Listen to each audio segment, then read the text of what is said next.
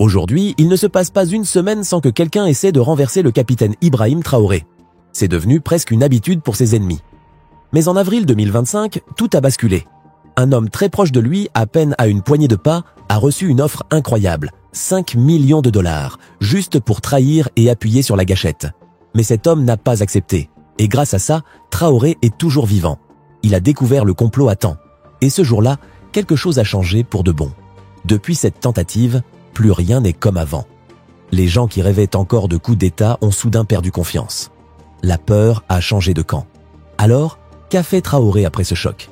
Il n'a pas crié, il n'a pas pleuré, il n'a pas fait de longs discours. Il a agi, froidement, rapidement, sans hésitation. Comme un bâtisseur qui sait que son mur a été fissuré, il n'a pas juste bouché le trou. Il a reconstruit toute la forteresse autour de lui. Mais cette fois, pierre après pierre, avec des alarmes, des caméras et des hommes loyaux. On raconte aujourd'hui qu'il a lancé une nouvelle manière de gouverner, surnommée par certains l'idéologie du verrouillage. Ça veut dire tout verrouiller, tout vérifier, tout sécuriser. La première chose qu'il a faite, c'est de revoir toute la garde présidentielle, celle qui veille sur lui jour et nuit. Fini les passe-droits, fini les vieilles habitudes. Chaque soldat a été passé au peigne fin.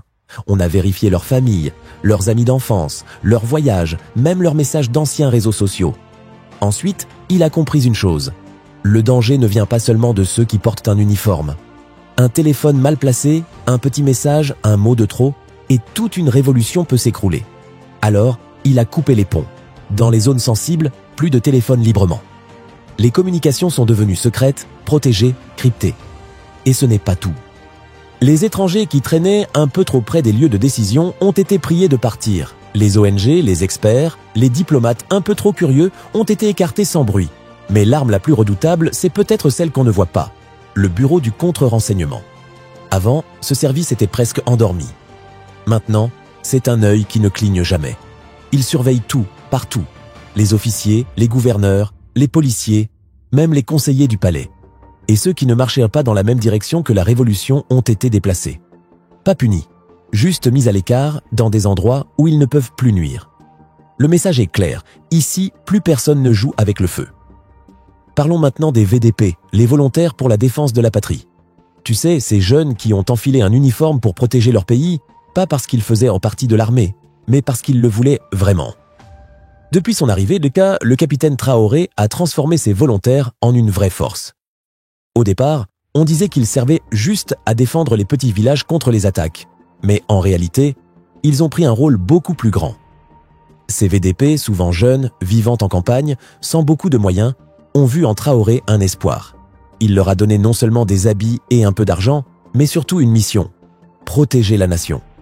Et ils le font avec une loyauté incroyable. Contrairement à l'armée classique, qui parfois obéit encore à d'anciens chefs formés à l'étranger, les VDP ne doivent rien à personne sauf à leur pays. C'est pour ça que Traoré leur a confié de nouveaux rôles. Certains ont été déplacés des frontières vers des zones sensibles, près des lieux de pouvoir. D'autres ont été placés discrètement dans des bases militaires, comme des sentinelles silencieuses. En parallèle, le ministère de l'Intérieur a lancé un programme spécial. Tout le monde devait s'enregistrer dans une base de données, avec empreintes digitales et données biométriques. Mais ce n'était pas qu'un simple registre. Selon certaines sources, ce système permet aussi de surveiller discrètement ceux qui pourraient trahir. C'est là que certains ont commencé à murmurer « Est-ce que Traoré devient autoritaire ?» Mais regardons la réalité. Ce pays est sous pression, de tous les côtés. Des groupes armés attaquent sans drapeau ni uniforme. Des villages sont brûlés. Des voix étrangères s'immiscent par des ONG. Et l'influence française, même discrète, est toujours là. Face à tout ça, Traoré ne s'est pas contenté de se défendre lui-même. Il a lancé une opération silencieuse pour rendre toute tentative de coup d'État presque impossible. Il n'a pas fait de grands discours. Il n'a pas crié victoire. Il a juste agi. Et dans cette atmosphère, le silence était une arme. Ceux qui complotaient ne savaient plus qui avait parlé.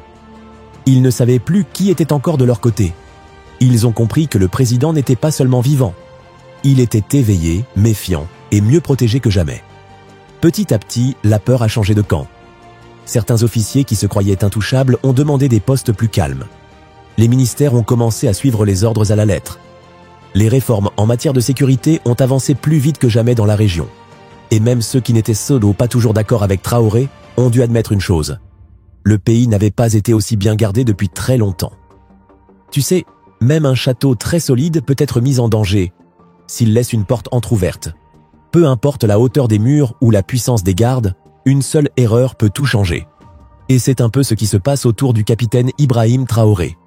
Il a construit autour de lui une vraie muraille de sécurité. Des hommes loyaux, des règles strictes, des surveillances très avancées. Mais la question qu'on doit se poser n'est pas seulement comment il s'est protégé, mais pourquoi il a dû se protéger ainsi. Regardons le décor dans lequel il est arrivé au pouvoir. C'est comme si quelqu'un avait hérité d'un terrain plein de pièges, de trous cachés et d'ennemis déguisés. Rien n'était paisible. Le Burkina Faso, son pays, était dans une période très sombre. Des présidents étaient renversés, pas avec des élections, mais avec des armes. Le pouvoir ne changeait pas de main doucement. Il était volé, en pleine nuit, dans le silence, ou avec des coups de feu. Avant Traoré, il y avait un autre chef, Paul-Henri Damiba. Il avait promis de sauver le pays, de ramener la paix. Mais au lieu de ça, les gens ont vu les attaques se multiplier. Des villages brûlaient, les soldats reculaient, et Damiba semblait écouter plus Paris que son propre peuple. C'est là que Traoré est apparu. Il n'a pas attendu. À 34 ans, il a mené un coup d'État, sans grosse violence, sans bain de sang. Juste une décision rapide. Et à la surprise générale, le peuple a applaudi. Pour beaucoup, il rappelait Thomas Sankara, ce président panafricain aimé qui parlait de justice, de dignité, d'indépendance. Mais très vite, les applaudissements ont laissé place au complot. Des ennemis se sont manifestés, parfois très proches de lui. Entre 2023 et 2024, pas une, pas deux, mais 4 tentatives de coup d'État ont visé Traoré.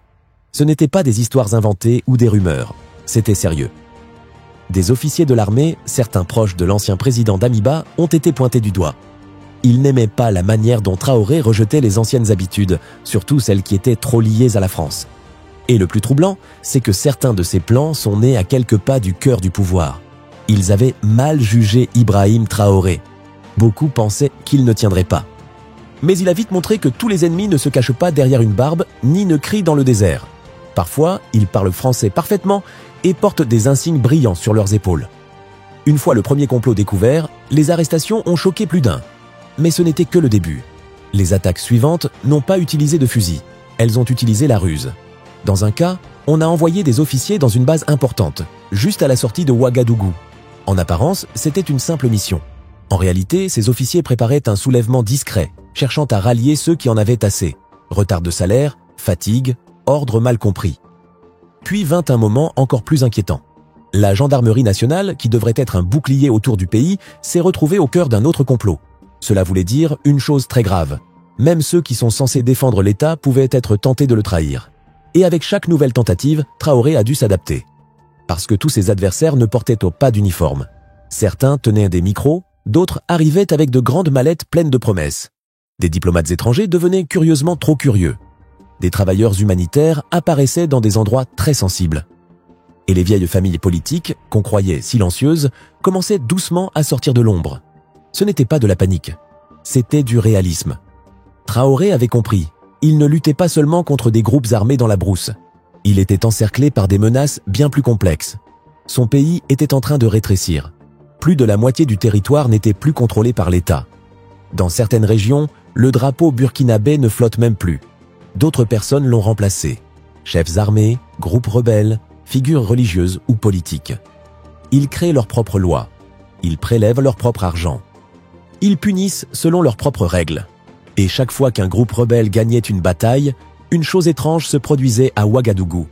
Un nouveau complot surgissait. Parce qu'une défaite sur le terrain montrait que le pouvoir en place était fragile. Et dans les couloirs des casernes, des officiers déçus et fatigués se mettaient à espérer un nouveau chef. Ce n'est pas juste une histoire de soldats ou de menaces visibles. C'est bien plus sournois.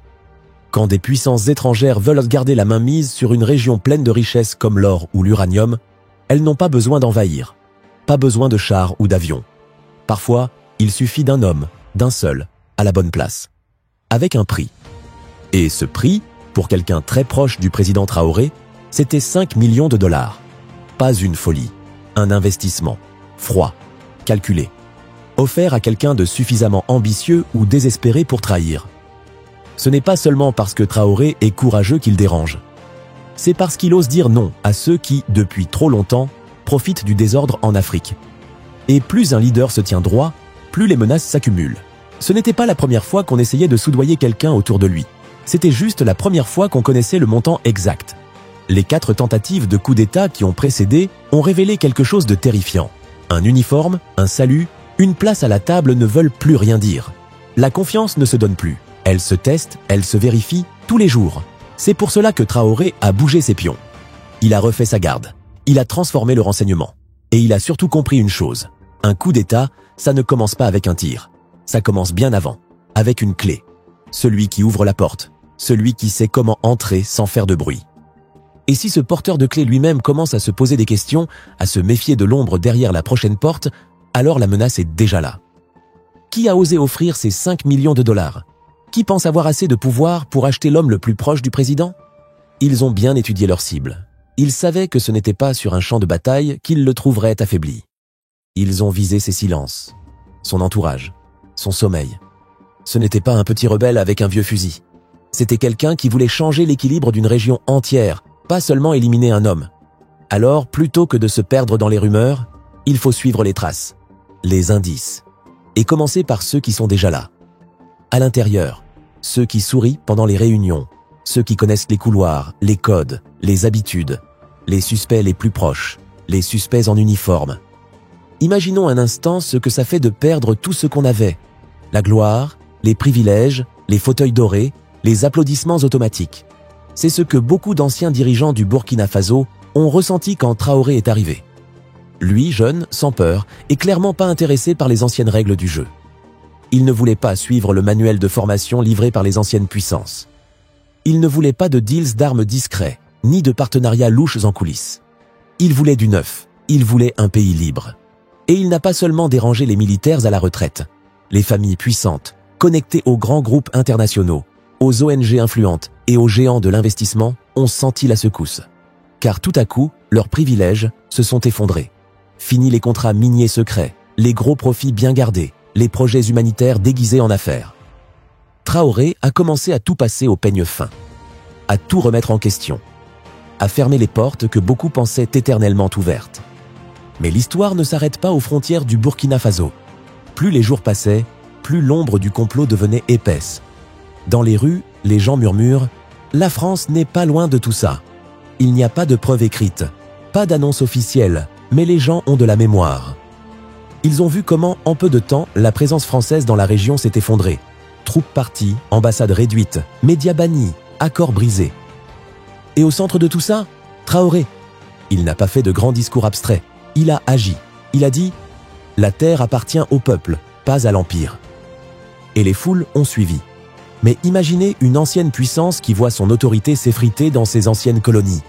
3 pays qui tournent le dos en même temps. La Russie qui arrive. Des foules qui acclament. D'autres nations africaines qui commencent à rêver pareil. Qu'est-ce qu'on fait dans ces cas-là? On attend? Ou on tente quelque chose dans l'ombre? C'est là que naissent les soupçons. Pas d'intervention directe, mais des leviers. Des partenaires bien payés. Des influenceurs déguisés. Des campagnes discrètes sur les réseaux. Tout est possible quand il s'agit de protéger ses intérêts. Et ce ne sont pas seulement les Français. Du côté des États-Unis, il y a aussi des cartes sur la table. Le Sahel est stratégique. Les bases de drones, les alliances régionales, la lutte contre les groupes extrémistes. Tout ça peut être chamboulé si Traoré décide de continuer à dire non. Ce qu'on voit peut-être aujourd'hui, ce ne sont pas juste des désaccords politiques. C'est une partie d'échec géant avec un petit pays d'Afrique au centre qui refuse de se laisser pousser hors du plateau. Les relations entre le Burkina Faso et la Russie se sont resserrées et certains commencent à soupçonner que ce virage n'est pas passé inaperçu. On parle, en chuchotant, de services secrets qui agirèrent dans l'ombre. Pas officiellement, bien sûr. Plutôt par les chemins détournés qu'on connaît. De fausses infos dans les médias, des sociétés de sécurité privées bien payées, des opérations discrètes qui laissent peu de traces et des intermédiaires avec des portefeuilles bien garnis. Ceux qui tentaient de manipuler les coulisses du pouvoir, Traoré leur a fermé les vannes. Les anciens maîtres de l'influence ont vu leurs privilèges s'évaporer. Alors, face à une tentative d'assassinat à plusieurs millions, il n'a pas perdu de temps. Il a renforcé sa position comme s'il se préparait à un siège. Il a changé qui commande quoi, il a mis en place des systèmes de surveillance, recruté des personnes de confiance, placé des couches de sécurité les unes sur les autres. Sur le papier, on dirait qu'il est invincible. Mais sur le terrain, la réalité est plus compliquée. Même avec des murs solides, les flammes peuvent venir d'ailleurs. Parce que protéger un pays comme le Burkina Faso, ce n'est pas juste arrêter les gens qui ont un plan. C'est avancer dans un terrain piégé où tout peut exploser sans prévenir. Parfois, la menace ne porte pas de fusil. Elle porte un costume. Elle sourit. Elle attend. C'est ça, le défi de Traoré. Il doit défendre sa vision dans un jeu où les règles changent chaque jour. Chaque fois qu'il annonce une réforme, quelqu'un quelque part perd un privilège, un avantage, une part du gâteau. Un passeur perd de l'argent quand une frontière est mieux surveillée. Un diplomate étranger décroche son téléphone quand une entreprise française est écartée d'un contrat. À chaque avancée, des ennemis silencieux se forment. Il ne gagne pas la paix, il achète du temps. Et ce temps, il le remplit en gardant ses proches sous surveillance. Il observe, il teste, il récompense. Mais les humains ne sont pas des machines. La loyauté ne se programme pas. Elle s'use, elle se fissure. Et parfois, elle se retourne contre vous. Même avec les meilleurs espions, les meilleures caméras, les meilleurs outils, on ne peut pas lire dans les cœurs. Alors que ces services surveillent les virements bancaires, traquent les bruits de caserne et analysent les messages codés, une chose reste invisible, ce que les gens taisent. Et c'est souvent ce silence-là qui fait le plus de bruit.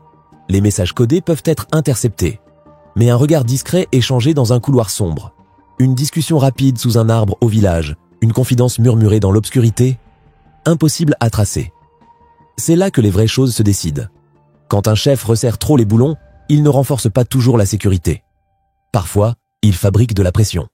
Et cette pression, au lieu de tout solidifier, peut faire exploser ce qu'on pensait stable. Il y a des jeunes qui, hier encore, se battaient fièrement pour défendre le pays. Des officiers qui pensaient qu'une promotion allait tout changer.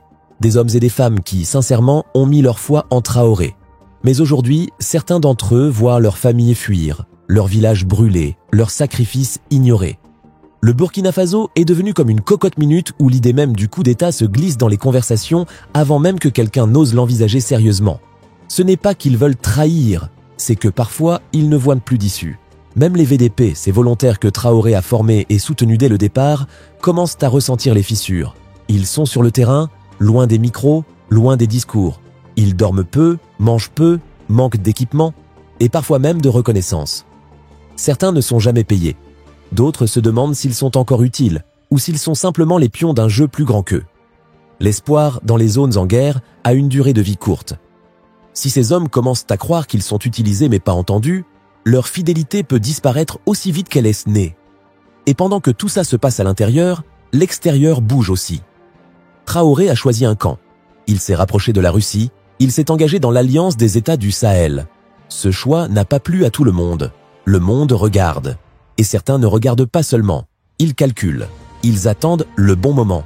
Et parfois, attendre, c'est pire qu'attaquer. Car le silence donne aux ennemis le temps d'agir dans l'ombre, sans être blâmés. Pas besoin d'un tireur. Un simple clic pour couper une plateforme technologique. Un ordre discret pour bloquer des comptes bancaires à l'étranger. Un partenaire commercial qui change soudainement d'avis. Traoré parle haut et fort. Il parle pour son peuple. Pour le Niger, pour le Mali, pour le Tchad. Pour tous ceux qui rêvent encore d'un avenir africain libre. Il parle, et en parlant, il réveille un souvenir puissant. Le souvenir d'un autre jeune capitaine. Le souvenir d'un homme qui disait que l'Afrique ne devait plus jamais être à genoux. Un nom qu'on n'oublie pas. Sankara. Quelqu'un, quelque part, n'a pas juste mis un prix sur la tête d'un homme. Il a mis 5 millions de dollars pour tenter d'éteindre un feu. Pas un feu ordinaire, mais une idée, un mouvement, un message qui ne cesse de prendre de l'ampleur. Et malgré cette tentative, ce message est toujours debout. Il continue de circuler, de ville en village, de téléphone en conversation. Mais une autre bataille, plus discrète, se joue désormais. Une bataille contre le bruit et contre le silence. Parce qu'aujourd'hui, tout peut être amplifié par les algorithmes. Une rumeur peut devenir une révolution. Une critique peut miner un pays plus vite qu'une balle. Et pendant que les armes se taisent quelques jours, une autre force commence à poser des questions. L'opinion publique. Traoré a encore beaucoup de soutien, c'est vrai. Des jeunes qui croient au changement. Des enseignants, des fermiers, des étudiants, des soldats. Mais ce soutien, il faut le nourrir. Il faut des résultats, pas juste des discours.